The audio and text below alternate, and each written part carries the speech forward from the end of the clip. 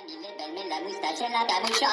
Sito patanilo, mira takatiki puletica. Sito patanilo, mira takatiki puletica. Sito patanilo, mira takatiki puletica. Sito patanilo, mira takatiki takatiki. Sito patanilo, mira takatiki puletica. Sito patanilo, mira takatiki puletica. Sito patanilo, mira takatiki puletica. Camille, belle, la moustache et la capucha. What's going on? This is your man John Fortune, your host of the Frustrated Fan Sports Show. And today I'm coming to y'all early out of the lab a little bit, just to get you guys focused on a few guys with this upcoming combine. There are some things I'm going to start giving you guys more knowledge and more things that I look for when it comes to evaluating certain players. And there are times that I look at the combine and there's certain things I want to see from certain players, just to gauge how well they're going to be in their transition towards the NFL. So I'm going to talk about a few players that I actually have my eye on as possible commanders, but other teams may want to look at these guys as well. These guys are very solid guys. So I'm going to start off with my edge guys. I got 3 edge guys that I like, but there are things that I need to see. One guy I absolutely love, and I don't even know why he's not considered a number 1 pick, but I will let y'all know. But starting off with the first guy is Ashton Gillette, the edge guy out of Louisville. I like him. He reminds me a lot of like a young Chase Young, when Chase Young was first starting out. He seems like he gets to the quarterback very quickly, but he does seem like he needs certain things. I want to see him in a 3-cone drill, because I think that this will let me know, because he does have bend around the corner, but he doesn't seem like he does change direction very well. But there are times where I'm not certain how many pass rush moves he has. Like, he doesn't seem like he has a big repertoire of pass rush skills. And that does concern me a little bit, but he does get pressure on the quarterback, and he does a really good job getting pressure on the quarterback. So Ashton Gillette is one of these guys that I really want to pay attention to. Like I said, for him, I want to see him in a 3-cone, because I have to see how well he changes direction. And I want to see if there's more that he can do, especially when you think about some of the pass rush moves, because he doesn't seem like he has a large repertoire when it comes to pass rushing. So that's my first guy. My second guy is Kyle Kennard, the edge out of South Carolina. He's another one. I like him. He's a big guy, a very big guy. And he does very well against the run. He will give you some pass rushing ability. He plays opposite of another guy, Stewart, who's actually a really good speed pass rusher. But Kyle Kennard gets pressure on the quarterback as well. He does a fantastic job getting pressure on the quarterback, but he's also very stout and very solid against the run. He's another one I want to see in a 3-cone drill. I want to see how well he changes direction. There's times where you see that he has some level of closing speed when it comes to coming around the corner and actually chasing runners down. But I want to see how well his change of direction is, especially when you're talking about the possibility of dealing with a stronger offensive lineman. I also want to see his bench press. I want to see how strong he really is, because I'm not certain how strong he is. There are times that against certain players, when you saw him against certain guys, he seemed like he was very strong against them. And then there were other guys that he didn't seem so strong. One of those guys is the tackle out of Kentucky, who wasn't invited, but I'll talk about that later. But Kyle Kennard, I want to see him in the bench press, and I want to see him in the 3-cone. The guy that I absolutely love, and it's a guy that I do not know for the life of me why he's not higher up the draft board, especially when people are talking about other guys that for me he's far better than. And that guy is Jordan Burch, the defensive end out of Oregon. I love this guy. Like, I mean, every time he's on the field, he just makes plays. and like he closes the gap, and like he shrinks the pocket faster than most edge guys that I've seen. He's very stout against the run, and he has pass rushing ability. He will push a guy into the lap of the quarterback. Now, I understand that you don't see him do much spin moves and things like that, but I think that's just something that hasn't been asked for him to do. And I think that this guy, I don't know why he's not higher on anybody's draft board. Jordan Burch, 6'6", 290 at edge, and he gets pressure. He seals the edge like no one, and he has no problem chasing down quarterbacks. He does a fantastic job. Jordan Burch, I have to see. I want to see Jordan Burch in the 3-cone as well, but I just think that the drill where they do the pass rushing and where it's like he slaps his arm and goes around the thing, I want to see him in that drill, because I think that there's just nobody's ever asked him to do these things, but I think that he'll be able to do it at such a high level that I don't think people understand that this guy is fantastic as an edge. So for me, Jordan Burch, y'all watch Jordan Burch and watch him in those pass rush drills, because I think that there's more to this guy that people are sleeping on. Watching his film, he's great. He is great. And then when he wasn't available in Oregon games, not only did they lose those games, the defense looked different without him on the field. So, like I said again, this is just one of those situations where I really, really do feel that this guy, Jordan Burch, is one of those special players. So, those are my edge guys. I have a defensive tackle. I like him, but there are things that I want to see. That guy is Keion Walker, the defensive tackle out of Kentucky. This guy takes up space. He takes up space, and he can rush the passer. The thing with him is that there are moments in the games where it seems like he's wearing down, and I think that has to deal with his weight. He's 6'6", and he's about 340. Now, I mean, as the season went on, it seems like his weight was dropping down and he got faster, but I want to see what he comes in weight-wise at the combine. I really want to see what his weight is. Not only that, I want to see him in the bench press, because I have to see how strong he is. There were a lot of times that I seen him, he was taking on 2 defenders. Like, he was taking up 2, like legitimately taking up 2 blockers. And I understand that his size is crazy, because there are times that he stands straight up, and that's what gets in his way, because he's standing so far up that the shorter guys are just pushing him in his chest and holding him back. I need to see how strong he is, because if he's going to be a devastating defensive tackle, he's got to be extremely strong at the point of attack.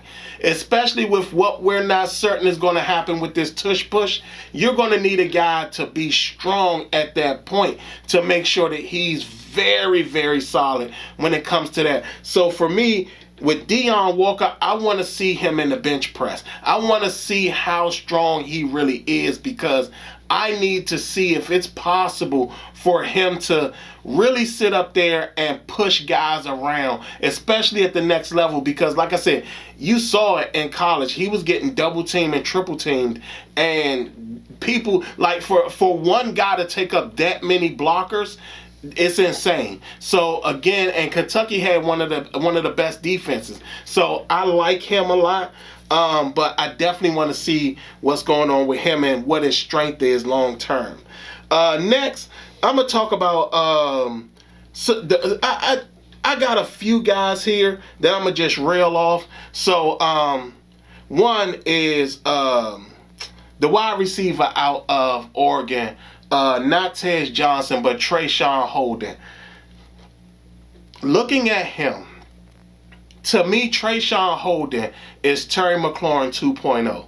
He's 6'3", and I think he's like maybe 205. So he looks really, but when you watch him play, the reason why I say Terry McLaurin 2.0 is because there are a lot of times that you watch him play, and he will be a big time factor in a game.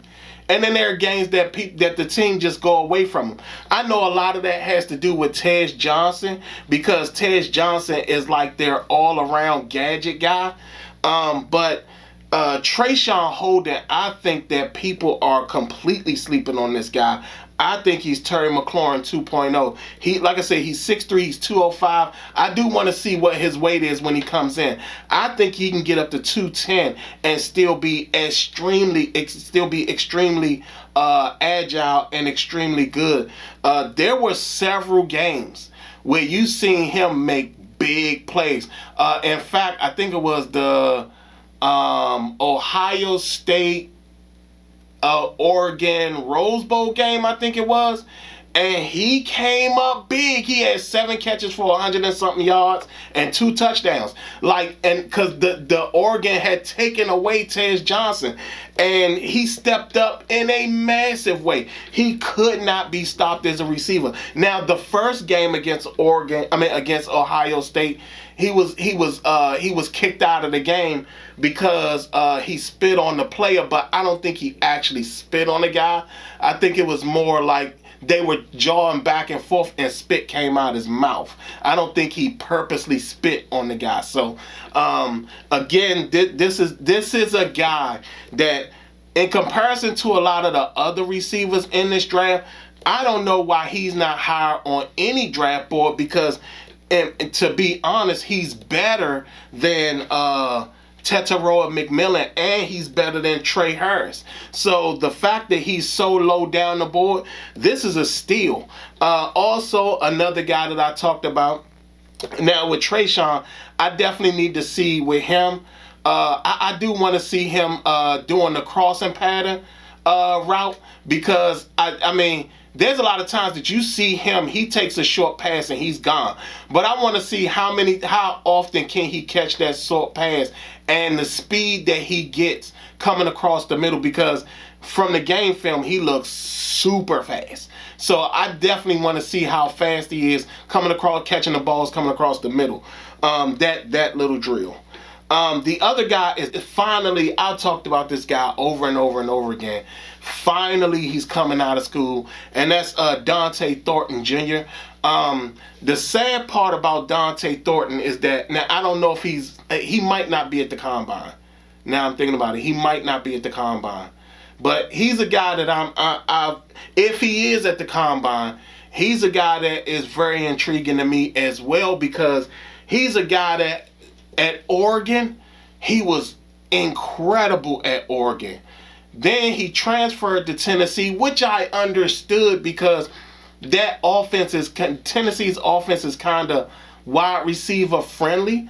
The problem is that when he got there, he got injured. I think he got injured in the first 3 games, and then after that, he came back this year and ended up in a season where he just got lost in the offense. So, especially because I think the other two guys transferred from other schools, so he just got lost in the offense and never recovered. So I'm gonna find out later if Dante Thornton Jr. is at the combine, but hopefully he is. But if he isn't, that's gonna be a sad thing. But definitely Trayshawn Holden, trust me, Terry McLaurin 2.0.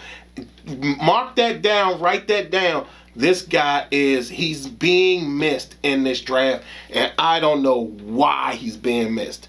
The next guy on my list is Jordan James, the running back out of Oregon. He's another one. For him, I need to see how fast he really is, because there's times where you watch his film, he seems very slow. Now, I will say he's very calculated. He does wait for his blocks, but there's times where his waiting for his blocks can kind of slow him up from actually breaking a longer run. So I want to see him in the speed drills. I want to really, and I also want to see if he can catch out the backfield. And what I mean by that is, can he go out on a route and actually catch the ball? I want to see that from Jordan James. I think he's a sneak running back that is probably better than what people can think about. But I want to see him a little bit. I want to see him in the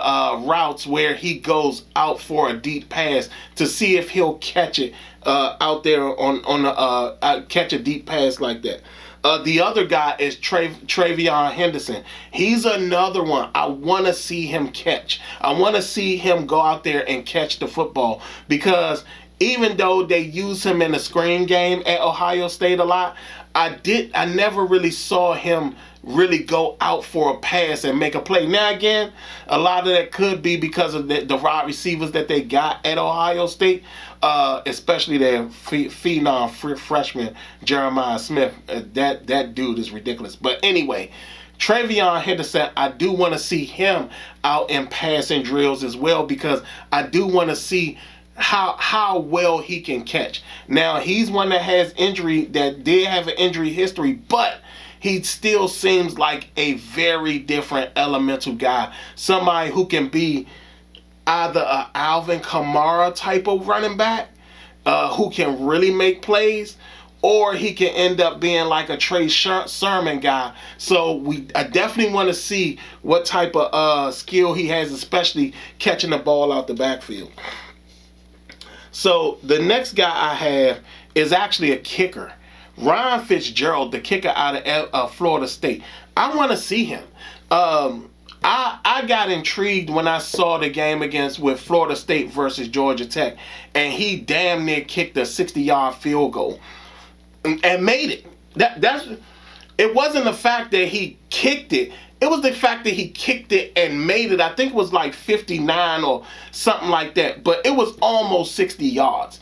And the fact that his leg was strong enough to kick it and make it was something that I could not believe. So Ryan Fitzgerald, I actually want to see how far he can kick the ball. Like, I want them to test him at 60 yards. Because, I mean, like I said, it was 59 yards in that Georgia Tech game, but I want to see if he can kick a 60-yarder.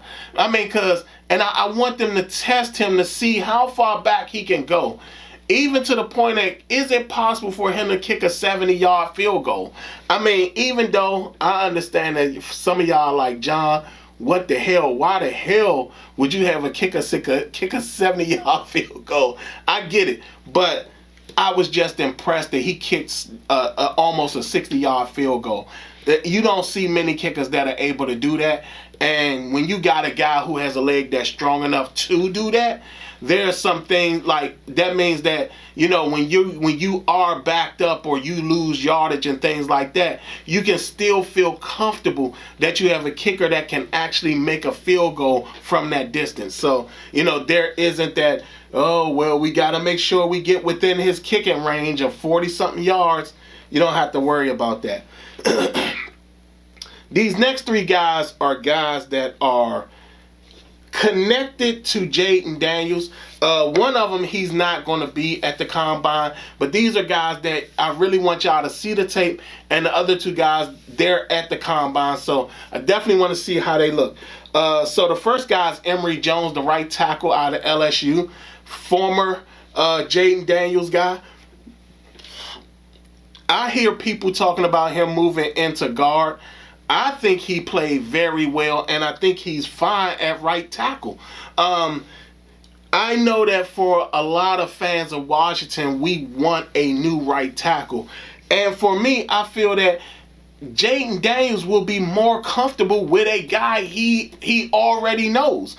A guy he already understands is, okay, if he does have his mishaps or his mistakes or whatever, he's a guy that Jaden is like, okay, I know I can't hold the ball this long, or I know that I got about 5 seconds before Emory loses the block or whatever. So for that, I like Emory Jones. He looks fantastic against all types of stuff. I've seen him against pass rushers. I've seen in one game, I think it was the LSU Florida State game, I think it was, where we saw Florida State stack the right side of the line just so they can get pressure on his side, because he was holding up the guy that was on that side. Like, he basically, there was no way for the guy to get to the quarterback. So again, now we saw his skills diminish some, but it wasn't because of him. It was because I can't think of his name, the quarterback, because he has like a crazy name. But he was holding on to the ball a lot. And that kind of, like, him and Will Campbell were both losing blocks. So, again, it's one of those things where I like Emory Jones. I think he's great. I do want to see him in the bench press to see how strong he is, because I definitely want to know if he is strong enough to hold up at right tackle, especially against the likes of like a Max Crosby, TJ Watt, and guys like that who predominantly line up on that right side. Can he sit up there and hold up to that? Last but not least is Jaden Daniels' former tight end, Mason Taylor. Well, he's not the last one, but there's Mason Taylor, the son of Jason Taylor and nephew of Zach Thomas. So he has deep NFL roots. His mom is Jason Taylor's wife.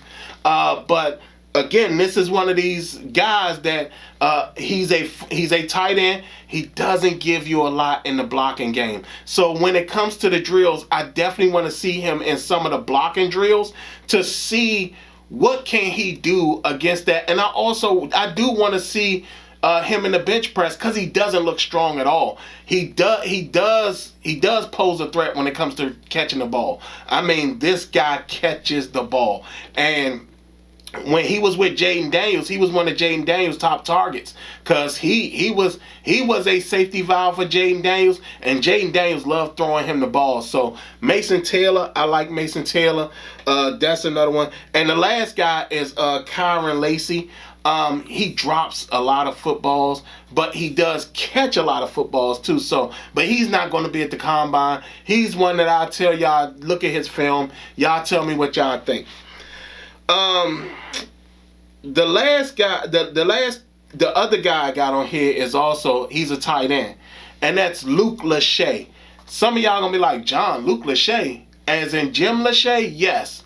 Luke Lachey is the son of Jim Lachey, our former left tackle, and Luke, I think, is the youngest son from Jim. I think he's Jim's youngest son.